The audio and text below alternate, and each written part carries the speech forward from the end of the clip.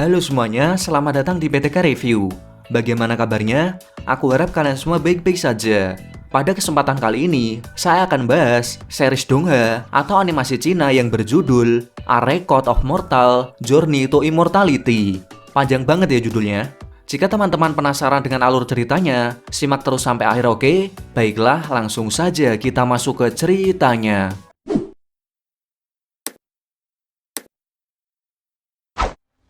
Cerita diawali dengan ditunjukkan seorang pria yang datang ke sebuah pulau kecil dan nama pria itu adalah Hanli. Hanli ke sana dengan ditemani bersama monyetnya. Ia mengatakan perburuan dimulai.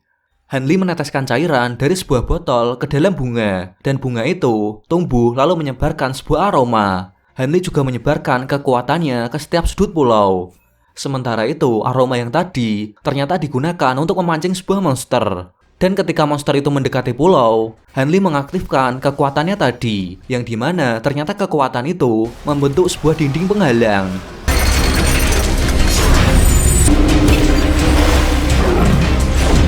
Monster itu pun tidak bisa pergi dari sana. Hanli pun akan buy one dengan monster itu.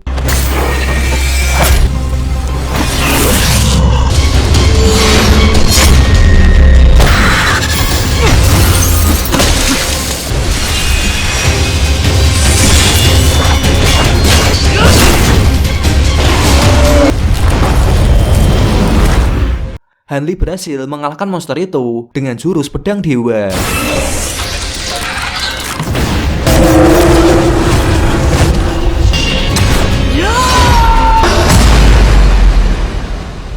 Ketika monster itu sudah mati, keluar bola warna hijau dari tubuh monster tersebut. Setelah mengalahkan monster itu, Hanli memandangi bulan dan dia teringat masa lalunya. Kita dibawa ke masa 200 tahun yang lalu. Waktu itu, Hanli mendengarkan perbincangan orang tuanya yang bilang kalau desa mereka telah diserang oleh geng serigala liar. Orang tua Hanli yang merupakan rakyat jelata tidak bisa berbuat apa-apa. Lalu ibunya mengatakan kalau Gerbang Yuan mengadakan perekrutan murid baru. Ayahnya mengusulkan agar Hanli pergi mendaftar, yang mana jika Hanli berhasil lolos, maka perekonomian keluarga dan desanya akan membaik. Namun ibunya menolak karena dia tidak mau jika keluarganya berpisah. Hanli yang mendengar perbincangan itu, dia mengatakan akan pergi ke sana. Keesokan harinya, Hanli berpamitan dengan kedua orang tuanya dan adik perempuannya. Ketika Hanli pergi, adiknya memberikan sebuah gelang pada Hanli.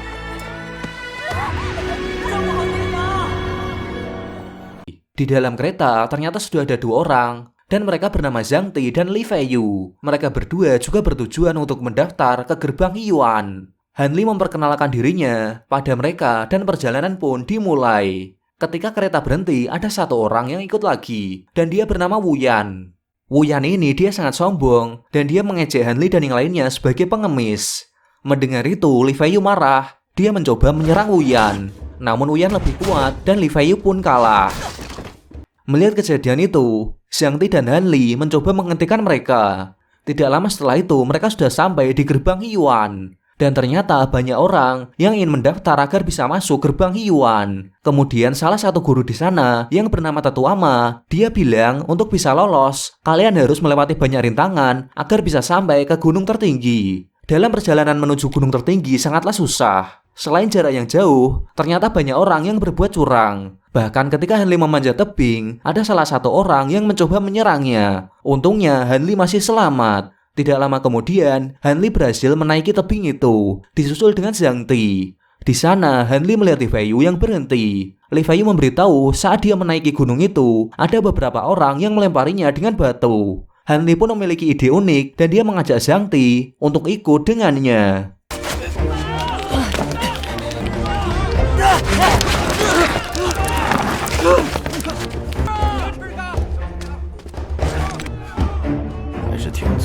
Berkat ide dari Hanli, dia dan Zhang Ti berhasil sampai ke puncak gunung. Namun salah satu guru di sana bilang kalau waktu sudah berakhir. Hanli dan Zhang Ti pun dinyatakan gagal dalam ujian tersebut. Sementara itu ternyata Wu Yan, dia berhasil lolos dengan 8 orang lainnya. Di saat mereka berdua sudah pasrah, muncul seseorang yang bernama Dr. Mo. Dia memanggil mereka berdua dan dia kagum pada mereka yang tidak menyerah. Dr. Mo mengangkat Hanli dan Zhang Ti menjadi muridnya dan mengajak mereka berdua ke tempatnya yaitu Lembah Dewa. Di sana tempatnya sangat indah dan sejuk. Dr. Mo mengajari mereka berdua untuk meracik sebuah pil obat dari tanaman. Di Di sini Dr. Mo juga menyuruh Hanli untuk merawat kebun tanamannya. Hanli dan Shang-Ti, mereka selalu bersama dan persahabatan mereka semakin erat. Bahkan ketika Hanli sakit, Shang-Ti selalu ada untuk merawatnya. Di tempat Dr. Mo, orang-orang yang terluka selalu datang ke sana. Mereka berdua pun membantu Dr. Mo dalam merawat pasien.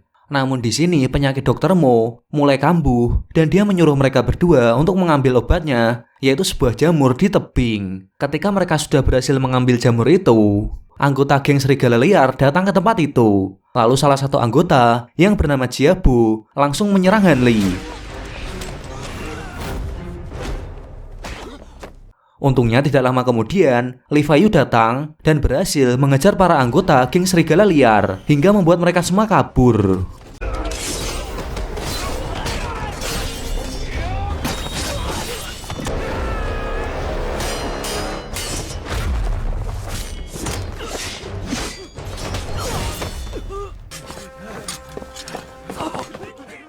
Di sini diketahui ternyata Li Feiyu sudah lulus di perguruan gerbang Yuan. Hanli merasa kalau Li Feiyu sedang sakit, namun Li Feiyu langsung pergi meninggalkan mereka berdua. Dan benar saja, Li Feiyu tiba-tiba jatuh pingsan. Untungnya, Hanli yang punya perasaan tidak enak, dia pun kembali untuk menemui Li Feiyu yang sudah dalam kondisi pingsan. Hanli memberikan pertolongan pertama pada Li Feiyu.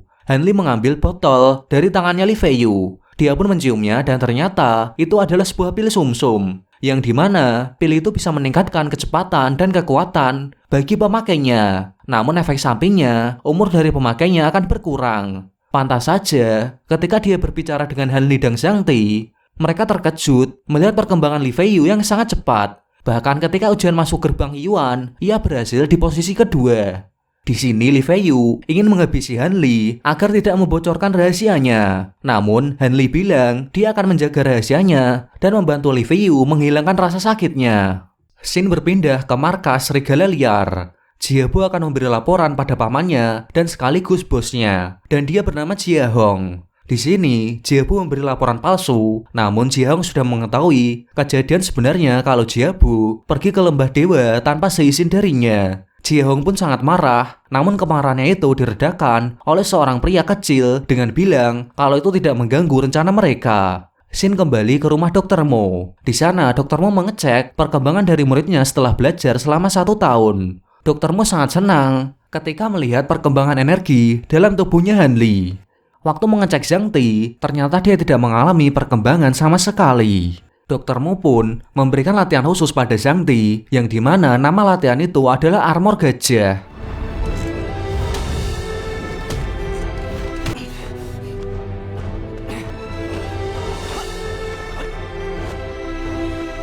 Hari demi hari berlalu dan 3 bulan kemudian, Dr. Mo akan pergi untuk mencari bahan-bahan obat. Sebelum pergi, Dr. Mo berpesan pada mereka berdua untuk berlatih dengan keras. Karena Hanli mengobati Li Feiyu, ia pun jadi sering berkunjung ke tempat mereka. Di sini, Shang-Ti ingin mengetes ilmu armor gajahnya dengan melawan Li Feiyu. Namun di sini, Shang-Ti masih belum bisa menandingi Li Feiyu. Li Feiyu heran kenapa Dr. Mo tidak mengajari ilmu bela diri pada mereka. Di saat mereka duduk santai, mereka saling berbicara tentang kehidupan mereka masing-masing. Di sini Hanli bilang, dia memang senang hidup di sini, namun dia merindukan keluarganya, terutama adik perempuannya. Lalu Hanli bertanya pada Shang-Ti, apakah kau rindu pada adik-adikmu? Di sini Shang-Ti bilang kalau adiknya sangat jahat kepadanya dan matanya hampir buta gara-gara adiknya. Dan sejak saat itu dia merasa tidak memiliki keluarga, hingga mereka berdua muncul dan menjadi keluarganya. Waktu malam hari, Hanli bermimpi tentang sebuah botol bercahaya hijau. Dia pun terbangun dari tidurnya. Ketika hendak menutup jendela, Hanli melihat cahaya dalam hutan. Dia pergi ke sana dan menemukan sebuah botol bercahaya hijau di dalam pohon. Karena penasaran, ia pun ingin mencoba membukanya, namun tidak bisa. Tiba-tiba di saat itu juga turun hujan. Dia pun kembali dan ingin segera memberitahu Shang-Ti tentang botol itu. Namun sampainya di sana, Shang-Ti sudah tidak ada. Hanli pun langsung mencari Shang-Ti. Di sisi lain, ternyata Shang-Ti sedang bersama dengan orang misterius. Sementara itu, Hanli terus mencari Shang-Ti dan dia melihat ada sebuah mutiara dan bercak darah di tempat itu. 1 bulan kemudian, Dr. Mo sudah datang. Hanli memberitahu pada Dr. Mo kalau Shang-Ti sudah menghilang. Namun Dr. Mo dengan tenang menjawab kalau Zhang Ti sudah pulang karena merindukan keluarganya. Padahal sebelumnya Zhang Ti pernah bilang kalau dia tidak merindukan keluarganya sama sekali. Han Li pun mulai curiga terhadap Dr. Mo. Lalu gurunya memperkenalkan seorang pria yang bernama Tino dan dia akan menjaga mereka di sini. Ketika Dr. Mo memeriksa energinya, Han Li melihat mutiara yang sama dia lihat waktu mencari Zhang Ti berada di tangan Dr. Mo. Di sisi Dr. Mo, dia kesal pada Han Li yang tidak ada kemajuan. Dr. Mo menyuruh Han Li menebak usianya, dan ternyata usia Dr. Mo baru 37 tahun, berbanding terbalik dengan penampilannya yang seperti kakek-kakek. Dr. Mo mulai bercerita masa lalunya, yang ternyata nama aslinya adalah Mu Juren.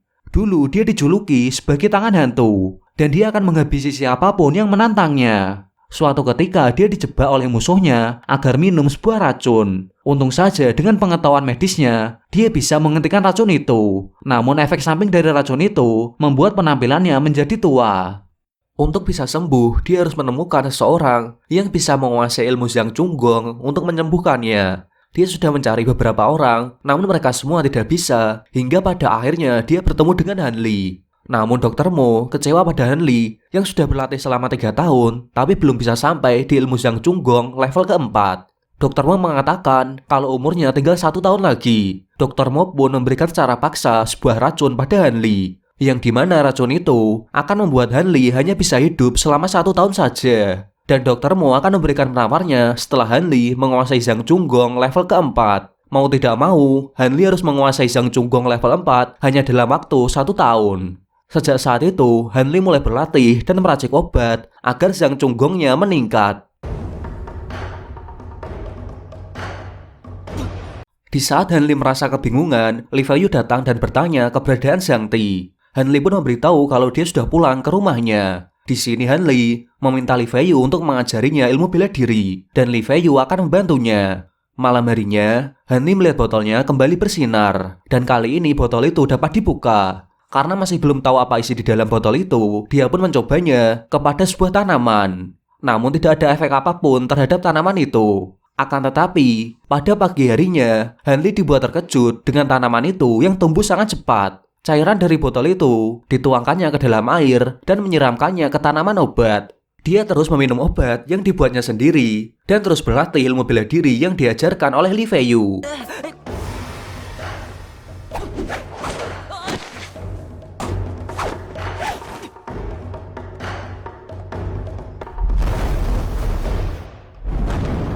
Hingga pada akhirnya, ilmu Zhang Cunggongnya berhasil naik ke level 4. Di saat itu juga, Han Li melihat Jiabu yang sedang berbicara dengan Wuyan. Dan ternyata, Wuyan adalah mata-mata dari geng serigala liar. Han Li pun segera mengirimkan informasi ini kepada Li Feiyu dengan sebuah burung. Benar saja, ketika ada rombongan yang sedang menjaga persediaan untuk perguruan gerbang Yuan, ternyata sudah ada geng serigala liar yang sudah mengawasi mereka dari atas. Yang seperti kita tahu, informasi ini tentu saja mereka dapat dari Wuyan yang merupakan seorang mata-mata dari geng serigala liar. Mereka yang sudah memantau para rombongan langsung melakukan aksinya. Mereka semua pada akhirnya melakukan pertarungan. Namun di sini geng serigala liar anggotanya lebih banyak.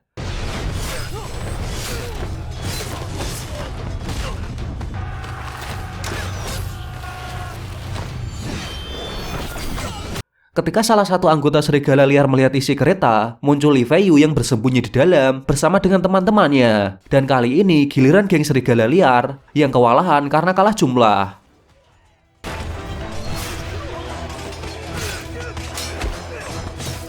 Han Li yang juga ada di sana melihat pemanah yang mengincar Li Feiyu. Han Li pun langsung menghabisi mereka. Pada akhirnya geng serigala berhasil dikalahkan dan mereka ditangkap. Namun Jiabu dan beberapa anggota lainnya berhasil kabur. Li Feiyu berterima kasih atas informasi yang diberikan oleh Han Li. Dan Li Feiyu berkata, Wuyan pasti akan mendapat hukuman. 6 bulan kemudian, Han Li terus berlatih, bahkan ilmu Zhang Cunggongnya sampai ke level 6. Han Li juga berhasil menguasai langkah kilat. Han Li pun juga mempersiapkan senjata untuk melawan Dr. Mo nantinya, seperti bom asap, racun, dan sebuah pedang. Han Li pun yakin kalau hilangnya Zhang Ti berkaitan dengan Dr. Mo. Setelah itu, Han Li menemui Dr. Mo. Di sini Han Li berkata Zhang Cunggongnya sudah sampai di level 4. dan dia meminta penawar racun milik Dr. Mo. Setelah mendapat penawar itu, dia langsung meminumnya. Di saat Dr. Mo memeriksa Hanli, tiba-tiba dia menyerangnya. Hanli pun sudah tahu kalau hal ini akan terjadi. Dia pada akhirnya bertarung dengan Dr. Mo.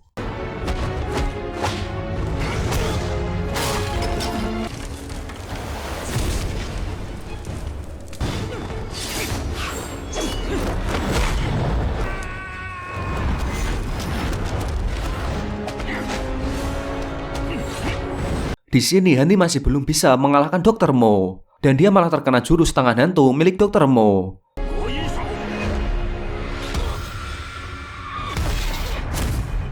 Di saat Dr. Mo lengah, Hanli langsung menyerangnya dengan pedang yang sudah diolesi oleh racun. Di saat Hanli sudah merasa menang, dia menanyakan tentang keberadaan Zhang Ti. Namun di sini Dr. Mo malah tertawa, dan tiba-tiba dari belakang Hanli, Tino muncul dan menjotos Hanli hingga tak sadarkan diri. Di saat Hanli terbangun, ternyata mereka membawa Hanli ke suatu tempat. Di sana Dr. Mo menggunakan teknik penukaran jiwa pada dirinya kepada Hanli. Dr. Mo menusuk dirinya sendiri menggunakan pisau, dan dia memulai ritual agar bisa mengambil tubuhnya Hanli. Hanli kembali pingsan, dan di dalam alam bawah sadarnya, jiwanya sedang diserang oleh Dr. Mo. Namun, Dr. Mo gagal mengambil jiwanya Hanli dikarenakan Hanli sudah menguasai Zhang Cunggong level ke-6. Hanli pun kembali tersadar dan melihat Dr. Mo yang sudah tewas. Akan tetapi, Hanli masih terluka karena terkena sebuah racun dari jurus tangan hantu milik Dr. Mo. Ia pun bergegas mencari penawar dari serangan Dr. Mo. Namun dia tidak menemukannya, dan dia malah menemukan sebuah gulungan, lonceng besi, dan buku Zhang Cunggong, yang dimana buku itu adalah buku rahasia milik keluarga Xian. Ketika ia mau meninggalkan tempat itu, tiba-tiba Tino datang dan mengejarnya.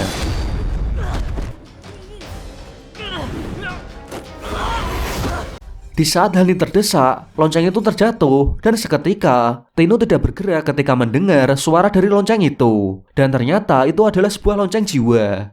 Hanli pun mencoba melihat wajah asli Tino karena dia selalu memakai topeng.